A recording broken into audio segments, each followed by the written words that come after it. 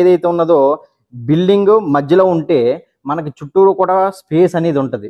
Space ఉంటుంది. Next వచ్చేసేటప్పటికి మన స్ప్రింక్లర్స్కి ఇచ్చే లైన్ వేరేగా ఉంటుంది. నెక్స్ట్ వచ్చేసి బిల్డింగ్ చుట్టూరు ఇవ్వాలంటే కనుక దాన్ని మనం యార్డ్ హైడ్రెంట్ అని చెప్పేసి అంటాం. మరొకసారి చెప్తున్నాను, మన బిల్డింగ్ సెంటర్ నుంటే బిల్డింగ్ సరౌండింగ్ చుట్టూరు ఉన్నటువంటి ఫైర్ లైన్స్ ఏవైతే ఉన్నాయో వాటిని మనం ఫైర్ యార్డ్ హైడ్రెంట్ అని చెప్పేసి అంటాం. ఈ యార్డ్ హైడ్రెంట్కి ప్రత్యేకించి మనం ఒక లైన్ తీసుకొని బిల్డింగ్ చుట్టూరు ఓన్లీ లెవెల్ ఏదైతే ఉన్నదో గ్రౌండ్ లెవెల్లో బిల్డింగ్ చుట్టూరు తిప్పుతామాట. ఇందు గురించి యార్డ్ హైడ్రెంట్ పెట్టడం కారణం ఏంటంటే, ఒకవేళ బిల్డింగ్ బయట నుంచి అవుట్ సైడ్ ఏదన్నా ఫైర్ జరిగింది అని అంటే కనుక మనం బయట నుంచి బిల్డింగ్ పైకి వాటర్ అనేది కొట్టాలి కదా.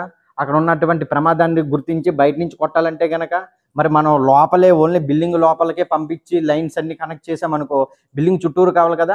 అందు గురించి మనం కనెక్ట్ చేసేదే ఇది యార్డ్ హైడ్రెంట్ మాట.